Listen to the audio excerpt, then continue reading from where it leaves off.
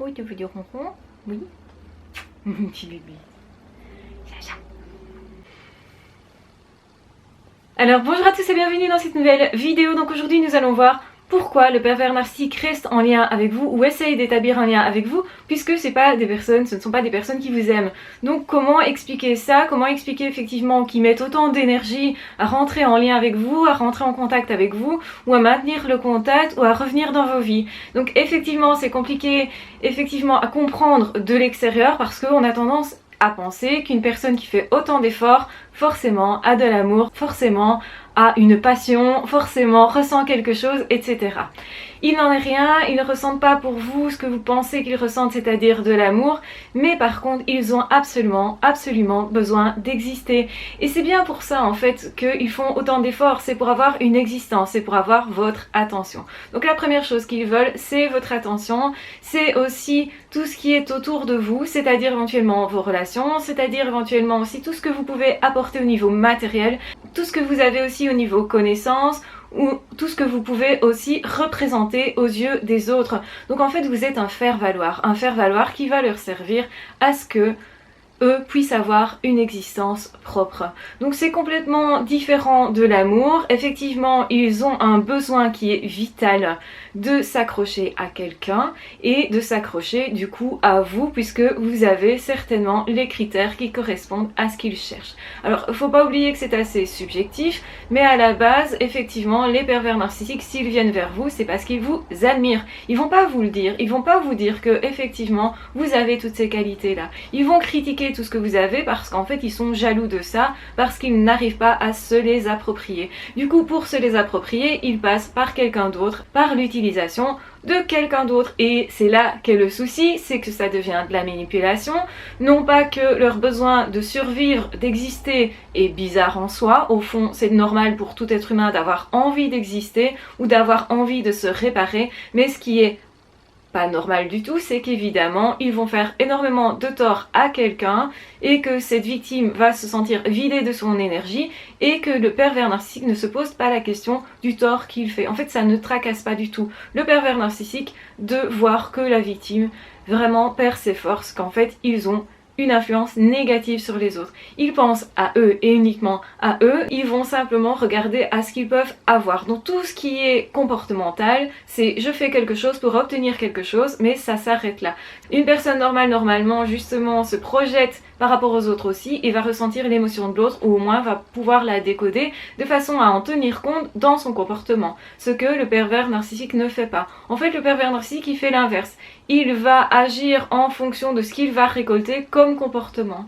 Donc autrement dit, c'est pas du tout une relation qui est fluide, pas du tout naturelle, c'est quelque chose de l'ordre de la survie, quelque chose de l'ordre du désespoir, du désarroi, on le ressent très fort chez eux, et c'est certainement ça aussi qui mobilise cette envie de protection. Donc on a envie en fait de protéger le pervers narcissique, on a envie de l'aider, on a envie effectivement que cette personne aille mieux, mais on ne comprend pas pourquoi c'est à notre détriment. Et eux utilisent tant qu'ils peuvent parce qu'ils ne sont pas capables non plus de faire autrement, ils n'ont pas trouvé d'autres mécanismes, ils sont habitués à ce mécanisme-là, un mécanisme qu'ils ont connu déjà enfant, qu'ils ont déjà côtoyé aussi dans leur entourage, donc ça veut dire que c'était aussi des personnes qui ont été victimes de d'autres pervers narcissiques. Malheureusement, ils n'arrivent pas à se dégager de ça et ils n'arrivent surtout pas à se remettre en question, à comprendre la souffrance de l'autre, à en tenir compte, de façon à s'adapter comportementalement, de façon à éviter de faire souffrir parce que c'est devenu une priorité de ne pas faire souffrir l'autre.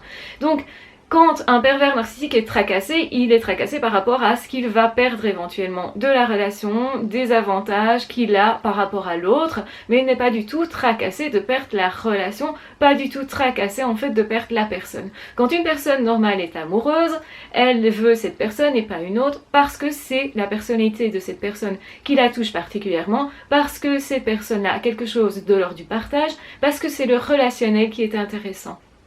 Et quand on a un chagrin d'amour, on est déçu de ne pas pouvoir continuer cette relation, de ne pas pouvoir aller plus loin dans la découverte de l'autre et que l'autre ne puisse pas aller plus loin non plus dans la découverte de soi. Donc c'est-à-dire qu'on a envie de révéler à l'autre ce qu'on est et peut-être qu'on n'a pas eu l'occasion suffisamment, donc on est déçu, on est blessé éventuellement aussi de ne pas avoir été accepté tel qu'on est. Donc ça, c'est le chagrin d'amour classique. On voulait une personne en particulier et c'est cette personne-là et pas une autre. Le pervers narcissique, c'est complètement différent. C'est, il regarde dans l'entourage qui il peut utiliser potentiellement, ce que ces personnes-là vont lui apporter comme faire valoir, comment il peut avoir l'impression d'exister par une autre personne, et ils vont draguer donc plusieurs personnes à la fois, s'intéresser à plusieurs personnes à la fois pour essayer de survivre tout simplement. Et donc quand une personne s'en va, effectivement c'est douloureux parce qu'alors à ce moment-là ils sont obligés de se rabattre sur une autre personne pour ne pas ressentir trop ce vide intérieur qui se fait quand même ressentir, hein. Ça reste un échec et l'ego chaque fois est blessé.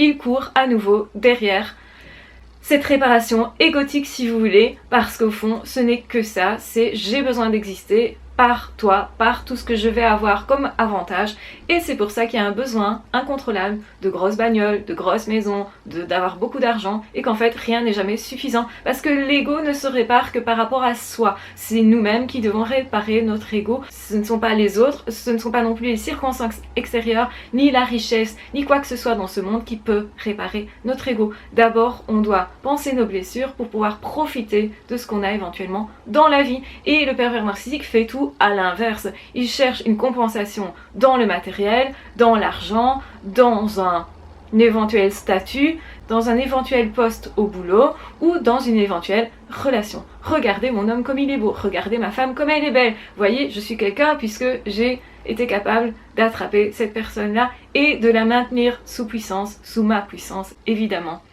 Donc voilà quel est le comportement des pervers narcissiques. Ce n'est pas du tout sain. La victime peut évidemment s'échapper et ensuite se réparer. Cette personne a quand même une vie, a quand même une existence, a quand même une intériorité. Donc ils sont jaloux, même des personnes les plus malheureuses de cette terre. Donc c'est assez paradoxal quelque part. La victime ne comprend pas pourquoi on la fait souffrir. Et en fait, le pervers narcissique a l'impression comme ça, un minimum de remettre les choses au bon niveau quelque part, puisqu'ils se sentent lésés. Et c'est bien pour ça qu'ils ne peuvent pas donner aux autres. Comment donner à quelqu'un qui semble avoir tellement plus que soi? Ça, c'est compliqué. Et de toute façon, cet autre n'est pas identifié comme autre. Donc à partir de ce moment-là, l'autre n'est qu'un objet utilisable, manipulable, juste pour essayer de flatter son ego, mais ce n'est que temporaire, ce n'est que gratification temporaire. Donc le pervers narcissique court de relation en relation en relation, court toujours derrière quelque chose et c'est chaque fois vain, donc chaque fois ça crée plutôt de la frustration, de la douleur, et la frustration s'accumule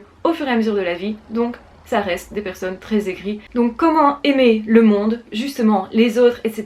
quand on ne s'aime pas soi-même? Donc voilà, j'espère que vous aurez apprécié cette vidéo. N'hésitez pas à liker et à vous abonner si ce n'est pas déjà fait. On se retrouve très vite dans d'autres vidéos. Prenez soin de vous.